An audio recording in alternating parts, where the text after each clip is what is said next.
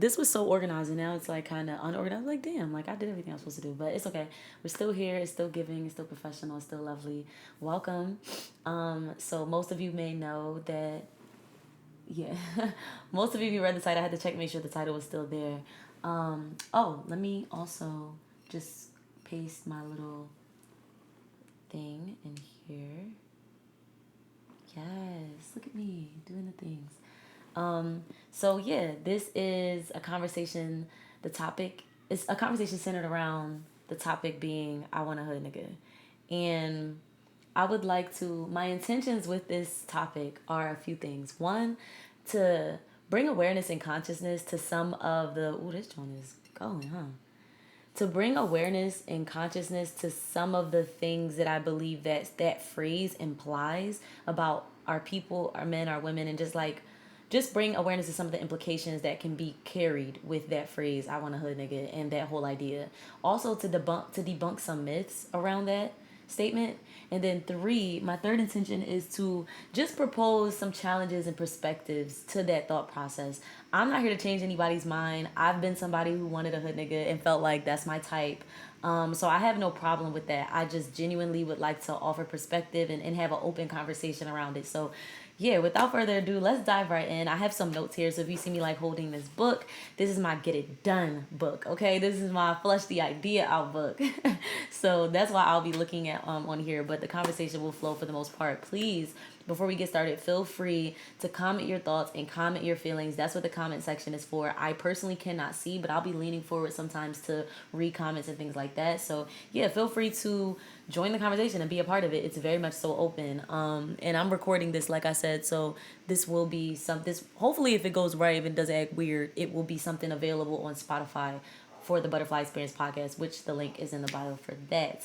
So yeah, let's dive right in. So the first thing I want to talk about is how this topic came to my mind. So yesterday I had the pleasure of being a part of the Divine Feminine Ceremony, which is a ceremony curated by Expressive Illustrations. Expressive Illustrations is led by Mars, and it's a nonprofit. And so I was hired to perform as well as do a workshop. That did not exactly happen because that ceremony brought up some serious deep shadow work that I really was like, oh my gosh, I cannot believe I'm like falling apart at this event. So yeah, definitely brought up some things to my heart space that I really gotta like heal through and work on and reflect on. So I was crying so bad like at the ceremony. But before that, I was doing a part of a workshop led by Isis from Wholesome Official, which is another organization centered around wellness and healing. And there was a part of a meditation that she had us doing, and my vision had nothing to do with what she was guiding us towards, but it popped up in my head,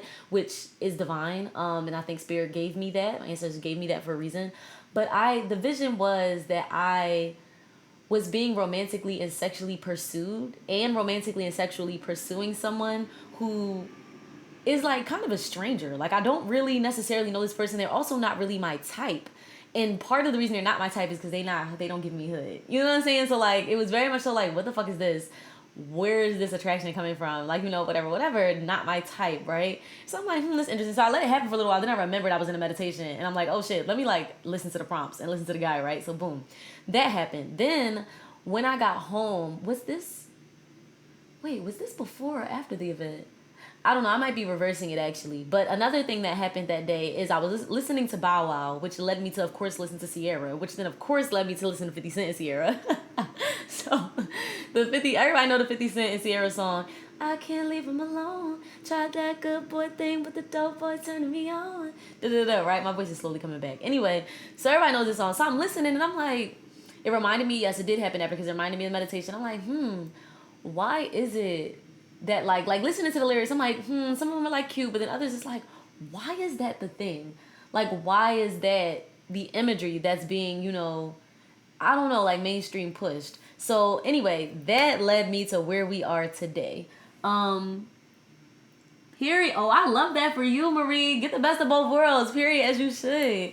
I love that for you. So yeah, that actually goes towards some of the questions I'll propose later. So let's start off by what I personally feel like it means to want a hood nigga, and like why? Kind of like touching on why I think we want these things. I'm speaking for myself and anyone who resonates, so please don't feel like I'm speaking for you. If you disagree, totally fine.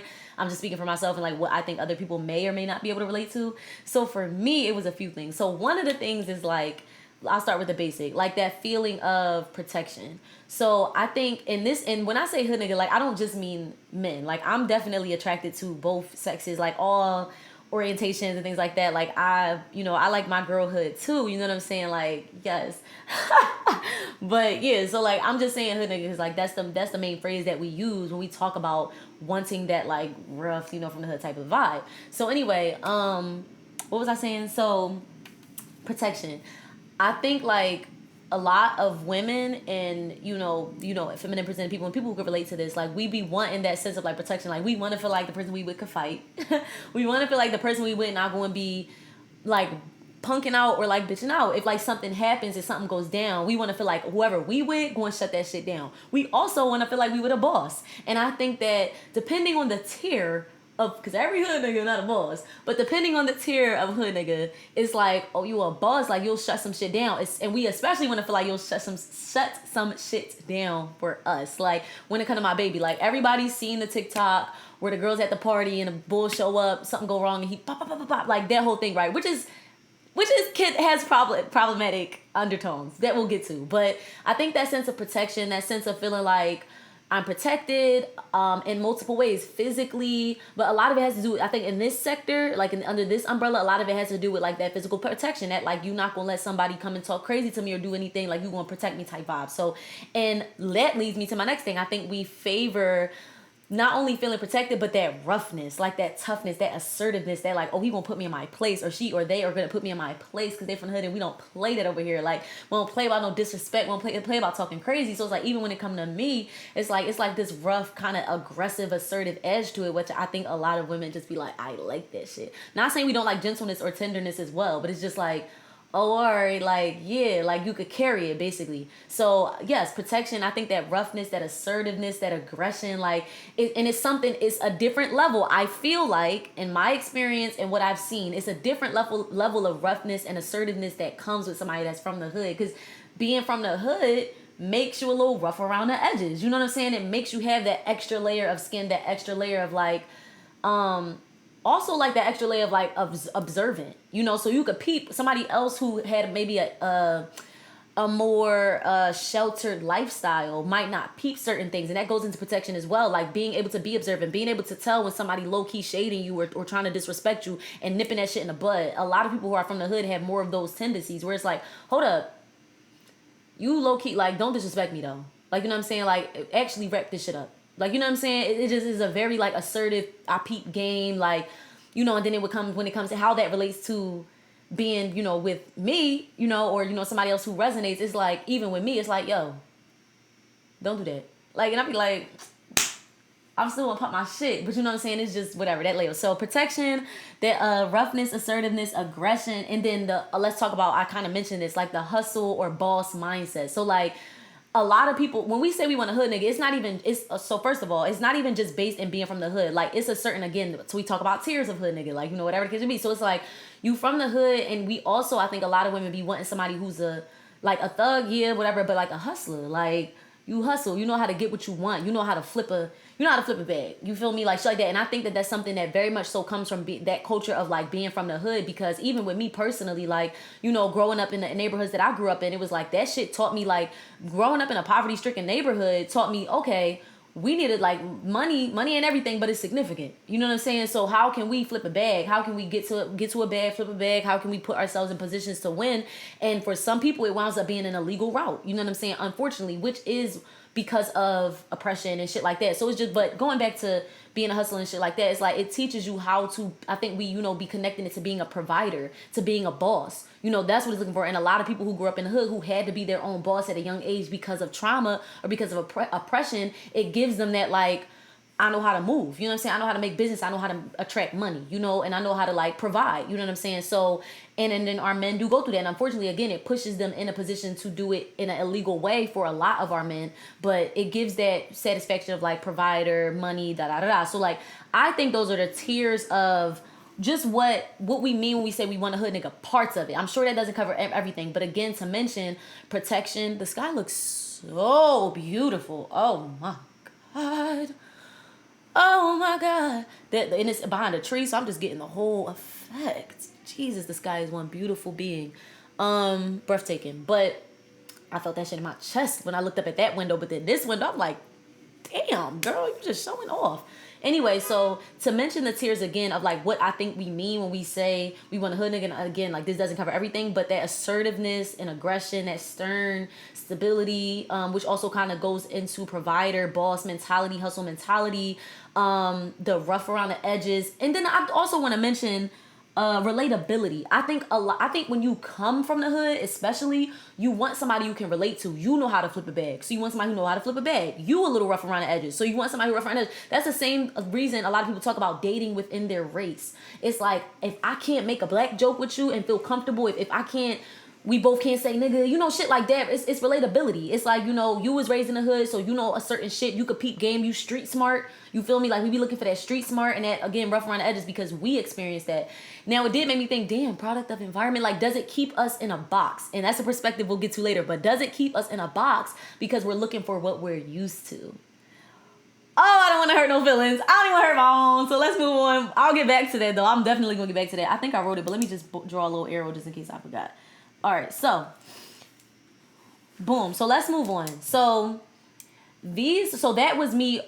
Just one of the intentions was, oh no, this wasn't one of the intentions, but I did want to talk about what it even means. Now let's get into some of the main intentions for this. So comfortability, yes, comfortability for sure. Comfortability, relatability, like just being able to feel resonance and like understood, because it's hard when you from the hood and you peep certain shit and you know why you don't walk through this place like this, or you don't, not even that, because you could be safe in any hood, but like, why you don't use these, like, we know fighting words, for example. Like, I know why it's not okay to walk in the room and be like, man, fuck, I smack everybody in here. You know what I'm saying? But somebody who never been in those type of situations might feel a little too, like, they could walk in the room and say they smack the shit out of anybody in here and be surprised when niggas who don't even relate, who not even a part of the problem, start being like, who?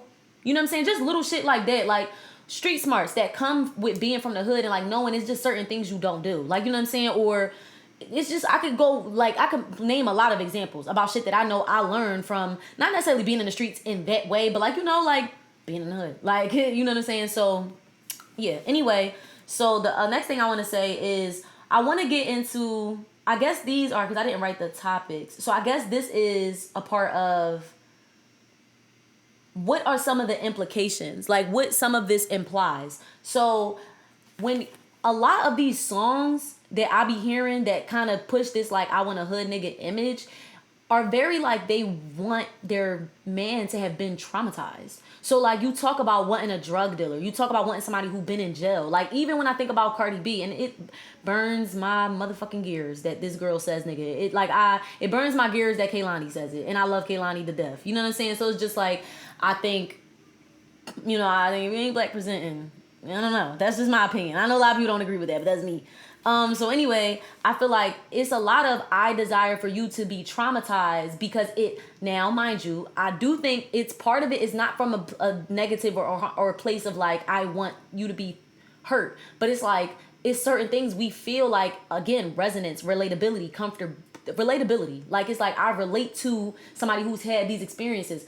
Because I've either had them or I know people who had them or I know that it gives them that extra roughness that I'm looking for. If they was drug dealing, they might have a little extra oomph to them because they had to because they was drug dealing. You know what I'm saying? Or if they've been to jail, they might have a different because they've been to jail. But it's just like, whoa. And another question that I'll propose later for open conversation is like, can we find the things we're looking for in somebody who hasn't been? Mind you, not saying I don't want to date people who've been to jail or I don't want to date people who was drug dealing or nothing like that. I'm not saying that because I met plenty of people who lived that lifestyle, also made it out, also changed their lives. Like most of, not I won't say most, but like a lot of the people that I'm actually like, cool with, they chose to change their life. You know what I'm saying? Because they was doing other shit, in the streets or whatever like that. So it's just like, I'm not saying I would never do those things. I'm just saying, why is that something you look for? As in, I'm attracted to that. Like, I'm attracted to people who've been in jail. I'm attracted to people who are either currently drug dealing or was drug dealing. Like, I'm attracted to people who come from poverty. And it's like, granted, again, I'm not saying don't date these people because I would be a hypocrite. Like, you know what I'm saying? I came from a poverty stricken neighborhood. You know what I'm saying? Like shit like that. I never did anything illegal in that sense, but like, or never been to jail, but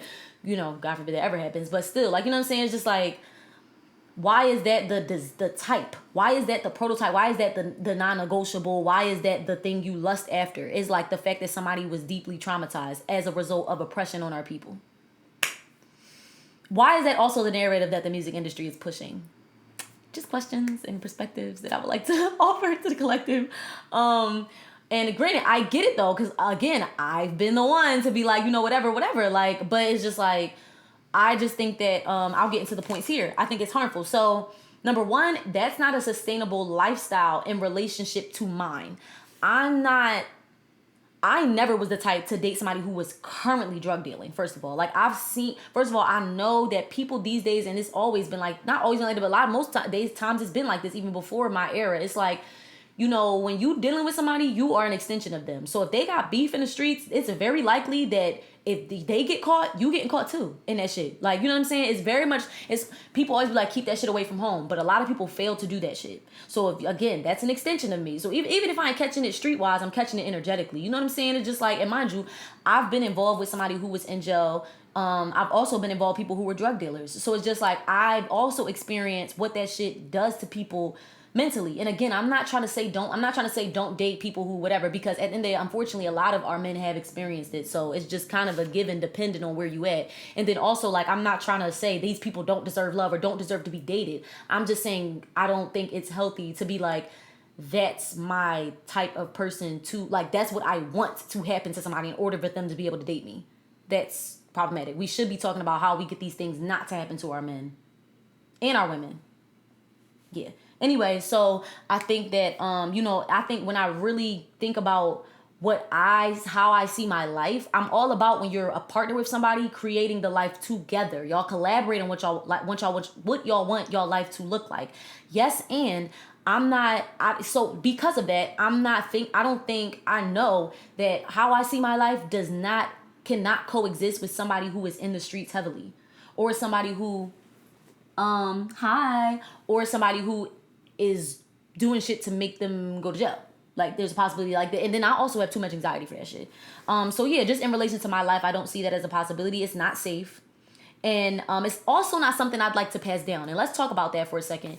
Not only is that not the lifestyle and morals that I want to pass down to my child, but it's also not the trauma I want to pass down to my child, because we carry our parents' trauma in our DNA, right? So it's like, that's not something I'm looking for. Mind you, I have to keep saying throughout this podcast episode that I'm not shitting on people who experience these things, because I'm very aware that for a lot of people who experience them, it was not their fault. You feel what I'm saying? So like, that's definitely a thing. I'm just saying, stop making that the prototype. That's literally all I'm saying. Stop making it the thing that makes somebody attractive because they went through these terrible traumatic experiences that exist because of oppression, and because people, like, this country is trying to murder our people through many ways. So yeah, it's not safe, not something I like to pass down to my children. And I think, yes, it gives you transferable skills, which goes to my first point, where it's like, oh, well, if you was in the streets, then you're street smart, then you are observant, then you are protective, then you are this and you are that. There are transferable skills that come with having been a drug dealer or been to jail, or there's different shit like that, or being in the hood simply, even if you never experienced those things, or being from poverty. There's certain skills that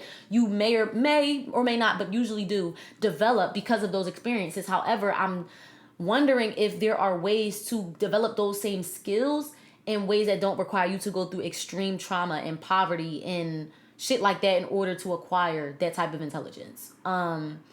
Yeah, so that's another thought. And then just going back to like the collective, it's not something I desire for my people to continue to experience. I don't want my people to keep getting locked up and getting sentenced to all of these fucking years and fucking they brain up and different shit like that. Ugh, I don't know why. I need to put something right here so that I don't accidentally flash y'all. That doesn't feel fun. Usually I like my pillow right here, but hold on, give me 1 second. I have a little thing right here because I'm a lady. So, boom. So, yeah, it's not something that I believe our people should keep experiencing. I don't want mothers to keep raising their children without no father. Like, you know what I'm saying? Or even in a, because I'm very much so I'm queer, so you know I think about women to woman relationships as well. Like I don't want to be in a situation where I feel like my woman has to carry her gun all the goddamn time. You know what I'm saying? Shit like that. Like it's just like it's sexy at first, but when you think about the root of that shit, it's not, the root of it is not sexy. Feeling unprotected everywhere you walk around is not sexy. Feeling like you have to be over your shoulder all the time is not sexy. Having PT fucking STD. PT fucking SD. Yes. From being in jail for years. You know what I'm saying? For 5 years of your fucking life as a young person. That's not sexy. I don't give a fuck what. I'd rather you have had a life that was easier and a life that was, you know, serving and fulfilling, that did not oppress you in the craziest, wildest ways that unfortunately some of the experience in this country comes with. I just, for your own health, like for your own wellness. Like I don't want my people to keep experiencing that. Like we could take it out of the attraction for a second, just as a person. Like I hate that for anybody. I don't wish that on anybody. So why would I look for that? Why would I like look for those things? You know what I'm saying? Like that's problematic. The other question I have is like, why is that the narrative being pushed for women in this music? Like, why is it I want my nigga to be a fucking drug dealer and I want him, like, it's so many reasons though. A lot of us are like financially traumatized, and therefore our solutions to that financial trauma includes more financial trauma without us being fully aware of it and conscious of it. There are so many more ways to make money than drug dealing. We don't know that though. There are so many other ways to build up courage when it comes to how you protect your family and how you protect yourself that don't have to do with being in the streets. You know, shit like that. I think that the fact that we're like, there are women who are, you know, pushing that narrative and probably maybe being forced to, I don't know, I'm not in the mainstream music industry, but like the fact that that's the thing is just like, I think people are making music about what they're experiencing and also making music about what's pushed. But it's just like, I just want a better experience, not only for our men, but for our women. Like you don't, because it puts us in a weird position too, because you could want a hood nigga all day until you have to deal with that man's nightmares at night, waking up out his sleep because he didn't call bodies. You know what I'm saying? Like, or not being emotionally available because all he knew all his life was to get a fucking bag and flip it. You know what I'm saying? Like so much. And it's not even, again, we could take it out of the attraction. Not only does it not benefit us, it doesn't benefit the souls of the people in our collective and of our people, of our Afro-humans. Like what is that doing to our collective psyche? What is that doing to our collective spiritual wellness? You know what I'm saying? It's very traumatizing. And I think that I just think it's hurtful and I think it's harmful and I want better for us. And I don't, and again, taking it out of attraction, I just want better experiences for our people. I want us to think outside the hood. Like some of us only know the hood. So that's all we're attracted to sexually, romantically, financially, mentally, physically. That's all that there is that's operating in our sphere of manifestation. And it's like, there's more to the world. There's more to the world. And this is, like I said, even a challenge for me because it's like, well, then what is my type? Because I'd be like, I don't, boy, you don't even know how to fight. And then he really might know how to fight. And that's the crazy part. But I'm just like, you from where? I don't know. Did you ever live? And you from Philly? Like, you know what I'm saying? But and I get it. I really do. Because it's just, I also know that, I think another thing with us, with speaking for women, is like, we know we carry shit. So it'll be like, I really can't. I'm probably too rough for you. You know what I'm saying? And I wonder how many women actually deal with that. Let's talk about that for a second before I move on. Like, how many of us, by show of hands or a wink of an eye, how many of us really be like, will meet a man who, you know, had both parents in his life, lived in a good neighborhood his whole life, went to good schools, you know, has a good job. How many of us meet a man like that and be like, I'm probably too ratchet for you. Or I'm too ghetto for you. Or I'm too hood for you. I'm too rough for you. I'm too aggressive for you. I'm too assertive for you. I'm too tough for you. You know what I'm saying? How many of us get in that bag? And it's so wild. The reason it's wild is because it almost sounds like we feel like, and this might be a reach, it might be a stretch, but it almost sounds like we feel too damaged. I don't want to hurt nobody's feelings. I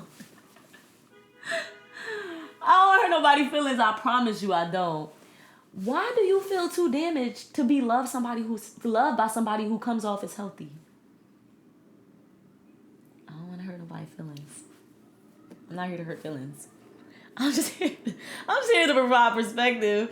I'm laughing because I'm looking at myself like, that's you. You know what I'm saying? Like, for real. So, it's just like, why do you feel too damaged to be loved by somebody who and I've had this habit too. I will be subconsciously, and I'm not always conscious of it. That's why I said subconsciously. I will subconsciously feel so damaged that when I meet someone who seems like they didn't come from the hood, didn't experience XYZ, I feel like they're perfect. Like now it's like, oh, you probably, like, it's almost like I think of them and their like family as pristine now. You know, because like you were financially stable growing up and like you had both your parents and like you had stability and you never had to experience being super hungry or not knowing where you was gonna lay your head at X, Y, Z, A, B, C, D. So I start to feel like, not only do I feel like I'm too damaged, but I feel like you're too perfect. Somebody better hear me. Like, somebody better hear me. So it's just like, damn though, why? Why? And I've only ever dated one person who I feel like wasn't from, I think I dated one person who was from the suburbs my whole life. One person who was from the suburbs, who wasn't from the hood. And it's just like, yeah, one. So I don't know. It's like, why do we feel so damaged? Why do we feel like we don't deserve experiences that are outside of what we're used to? And I don't think it always has to do with worthiness, but I think sometimes it does, or feeling damaged, but I think sometimes it does. It's the same reason why I've been in situations where I know I got fucking parent issues with both them niggas, daddy and mommy. So it's like, I'll meet somebody who I feel like has a good relationship with their parents and like still have, like, are involved and they take their parents out to dinner and they cool with their siblings and their siblings hang out regularly.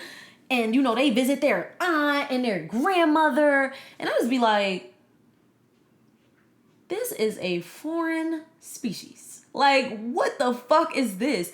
And it just made me feel like we're not compatible. We not compatible, my guy. Or girl. Because the only person I dated that wasn't from the hood was a girl.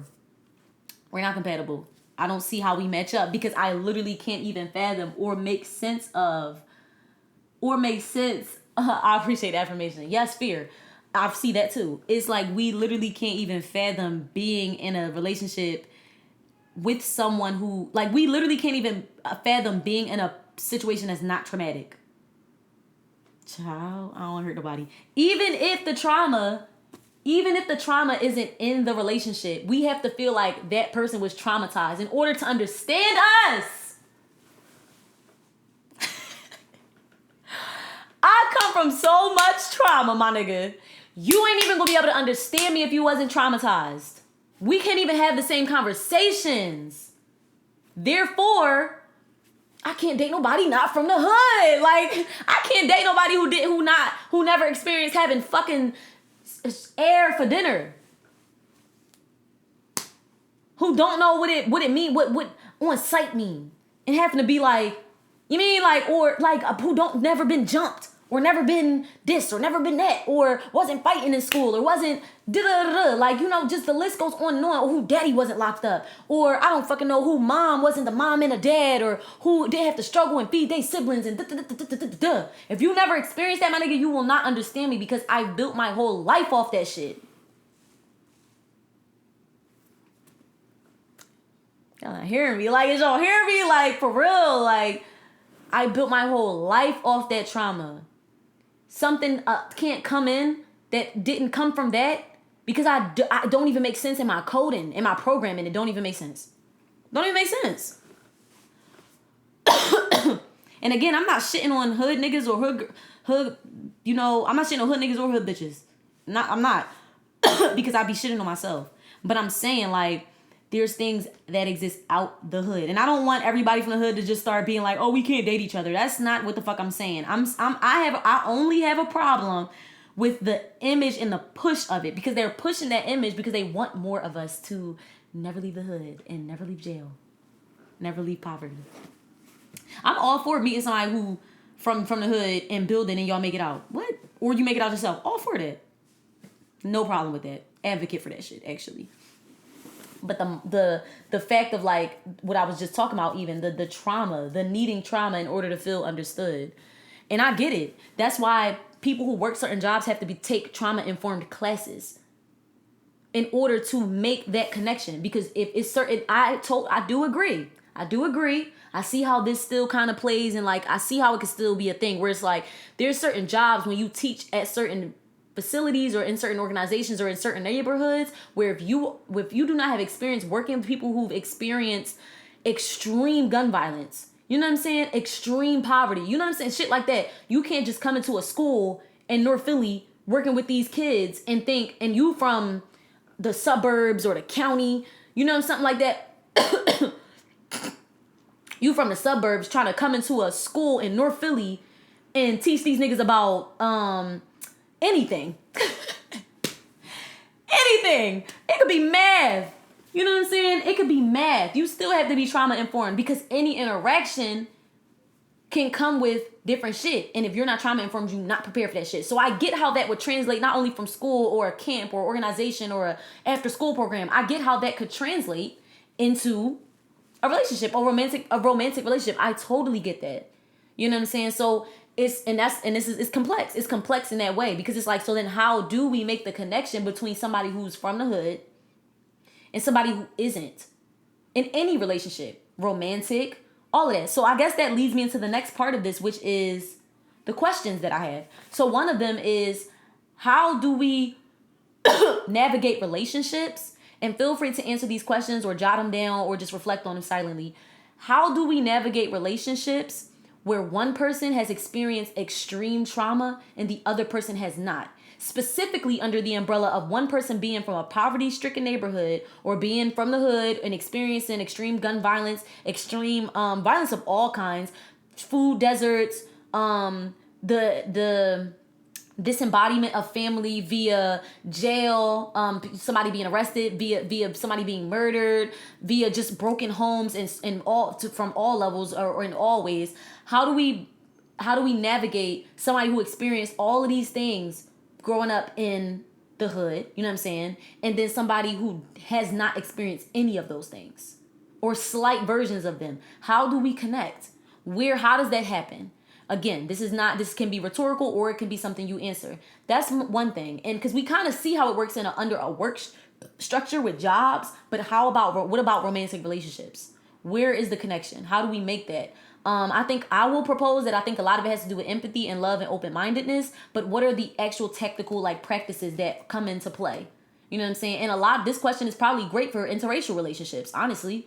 You know what I'm saying? Like, for people who are dating, for black people, and interracial is any two different races, but, like, for black people who are dating white people, how the fuck y'all doing that shit?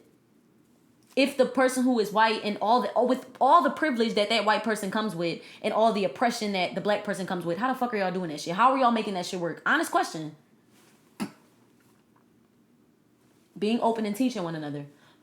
Ashe. And again, I know the whole, like, honesty, openness, loving, empathy, caring, questions. But, like, again, what are the practices that are used, if any? But I'm sure there are some out there. So that's one question.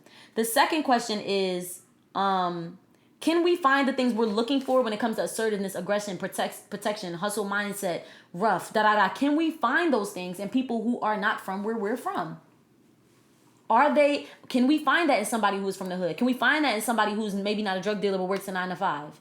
Can we find that in somebody who never experienced certain trauma or certain oppression?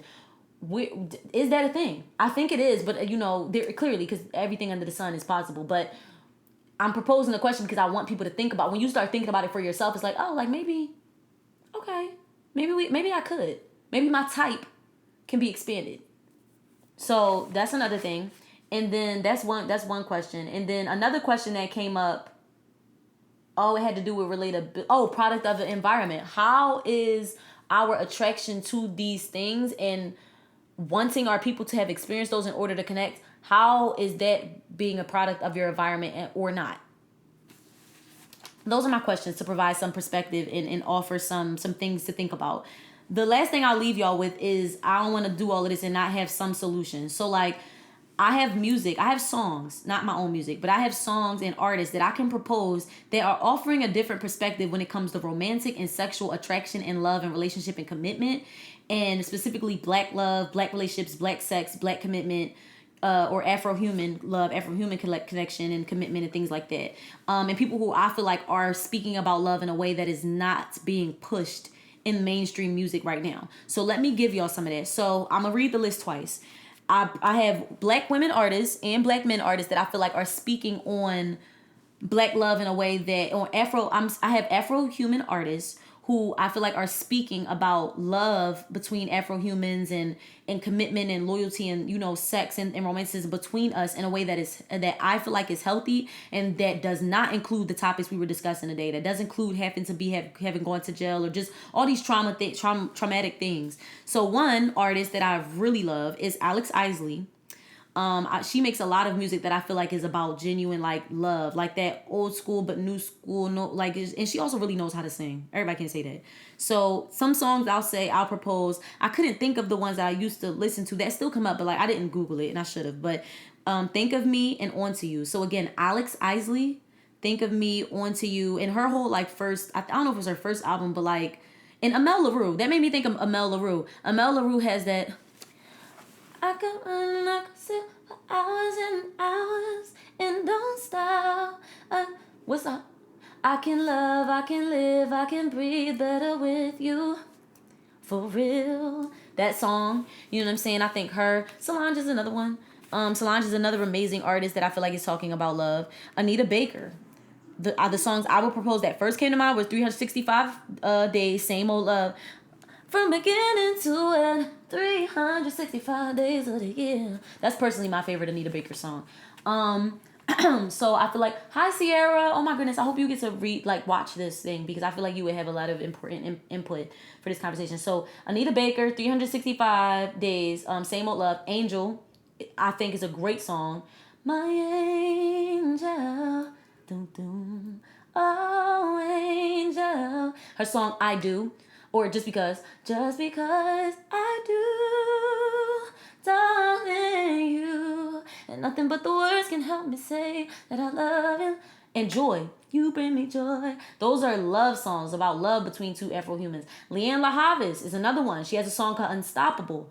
I'll wait a little longer while we are getting stronger. I know it's taking some time to heal. I have a cover to that on my YouTube channel, by the way. Check that out. But Leanne LaHavis, Unstoppable. Come on. Old Faithful, India Ari offers a lot.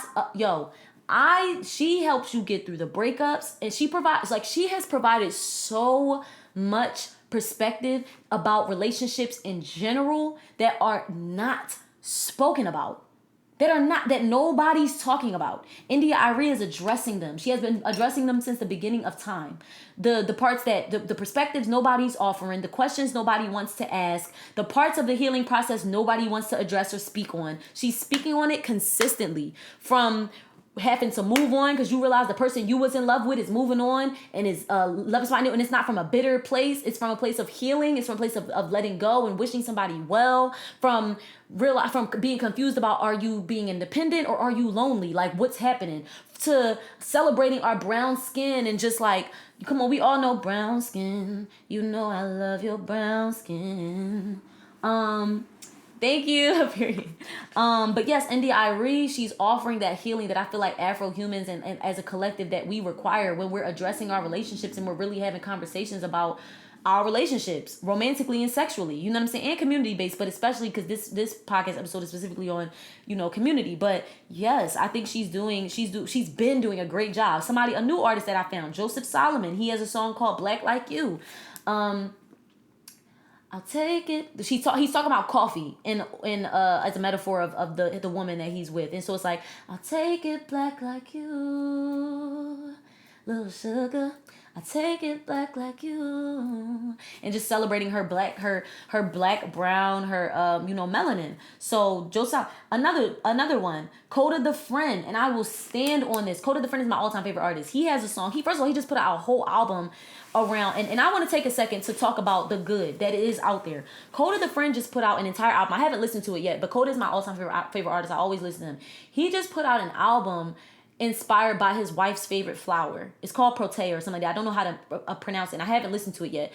But I can hear, like, I've been listening to him from like 2018 to so I was he been started, but like 2018 I found him and I've still been listening to him. He's been my favorite artist through all of those years. And I can feel how the love that he shares with his wife shows up in how he operates as a man now. I can see how the love he has for his woman just is like affecting how he operates in so many different ways. And the things he talks about, the way he carries himself, the love for himself was already developing in there. But I can feel through his music, we're intuitive and energetic beings. I can feel how it's translating into his DNA. So, and it shows up in his music. So I'm just offering the song Coda the Friend, One Life. It's Coda the Friend and Static Selector because they worked on that album together. So it's called One Life. And he's in the suit that I believe he wore for his wedding day. He might have filmed it the same goddamn day, knowing him. And he's just talking about his wife and the things that he wants to do for her and how he makes her feel. She makes him feel and different things like that. And he's celebrating it. And it's a lot of lines where he like, y'all niggas out here acting like this, that, and the third. Like, I'm taking her on vacation, buying her houses. She's a great mother to our children. And even the child that's not hers, she's a great mother to him. She builds schools apparently. Like, you know what I'm saying? Like, he just celebrates who she is as a woman, as a melanated woman. So I just really love that. And he's somebody who's also really talking about love for yourself as a black man, and love for himself as a black man, and then also love for black women. Like, he's been doing that since the beginning of his career. And also has been very honest and vulnerable about the times when he wasn't, to be clear. Because we all experienced that, right? I wasn't always honoring black women when I was dating them. You know what I'm saying? Like, I've used them to fill voids. I've used them to feel good about myself. Different shit like that. So he's honest about all of that through his music and how and why he chose to change that. And he brings you along in that journey. Another one is, girl, who is this? Oh, I think I wrote Sierra twice. So Sierra just put out a new song, and I don't know what it's called, but I heard snippets of it, and I really like it. And it's something about a forever. Like, and she's just completely going against what is being pushed right now. Because right now what's being pushed is is either fuck this nigga for a bag, or don't fuck him but make him spend the bag, or have a bunch of hoes. And with niggas it's like both. Everybody doing it. Everybody doing it. No matter what's your sexual orientation or what gender identity you go by and shit like that. Everybody's just on some either pimp shit or hoe shit or no love type shit. Like, those are literally the only three options. There's nothing else outside of that. So I think with Sierra putting this out, it just made me really fuck with her and love her more. And I never really got to bond with Sierra as an artist a lot because I was like, my family, this might sound so crazy to y'all, but my family, like, as an artist, they was comparing me to people like, oh, you remind me of China and McClain or Sierra or Aaliyah or da-da-da-da-da. So, like, the people that I was compared to, I never really gave them much time of the day because I was irritated that I was compared to them. But over time, I've started, and Alicia Keys was another one. I've started to admire them for my own personal reasons. And I think Sierra, what she's doing right now, I really admire from the Independent song. That's another song I was going to offer y'all. From the Independent song that she has with Lola Brooke and Lady London.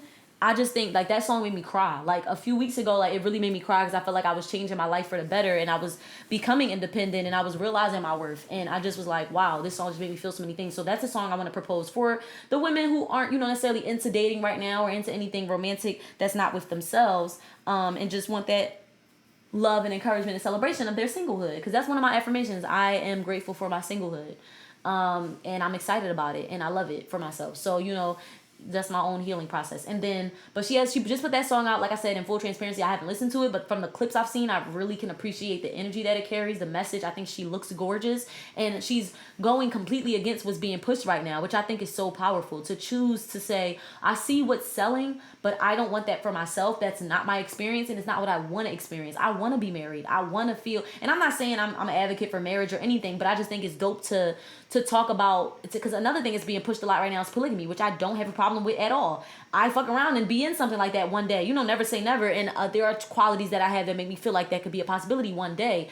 But I think that it's something that is pushed in a way that's not super educational and not really healthy a lot of the times. And the reasoning for it is a little weird, I think, that when it comes up. But again, I'm not against it. I think it could serve our community in a lot of different ways. But I think that the way mainstream is pushing things that have to do in relation to polygamy is just like harmful, because again, it involves a lot of hoe shit, a lot of pimp shit, a lot of lack of empathy and things like that. But she's choosing to talk about something else. So anyway, again, those are my proposals. To go through the artists again and not mention the songs: Anita Baker, Leanne LaHavis, Alex Isley, Solange, Coda the Friend, India Irie, Joseph Solomon, Sierra.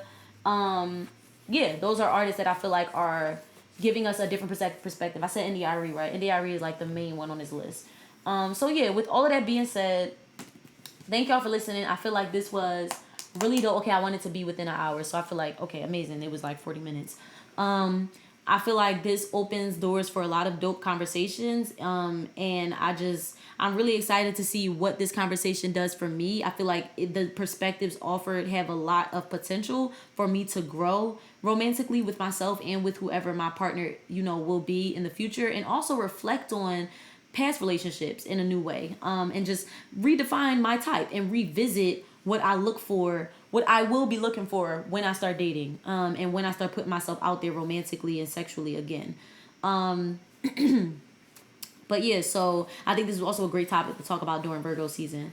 But yeah, so for my thugs, you know what I'm saying, for my racial bitches and my hood niggas, this one was for you. It was not at you. It was not to attack you. It was not to do any of that. It was for you. And I pray that you feel served. I pray that your mind feels stretched. I pray that that whatever your soul required, why you found this video, on your subconscious and conscious level, I pray that you got exactly what was required for your highest elevation, your expansion, and your growth. Thank you all for listening. And as I close out, I'll play my intro that got cut off earlier. Where is it? Where the fuck is it? What they say? It's like, no. Y'all, I cannot for the life of me see. Okay, so if not that one, then this one. All right, boom. I'm gonna play this this intro, because I think it's amazing. I don't know why it got cut off before. Welcome to the Butterfly Experience podcast and show, where we provide a platform and sacred space for deep healing, radical creativity, and divine transformation through conversation and storytelling. I am your host, Imani the Superstar, and I invite you to fly high with me.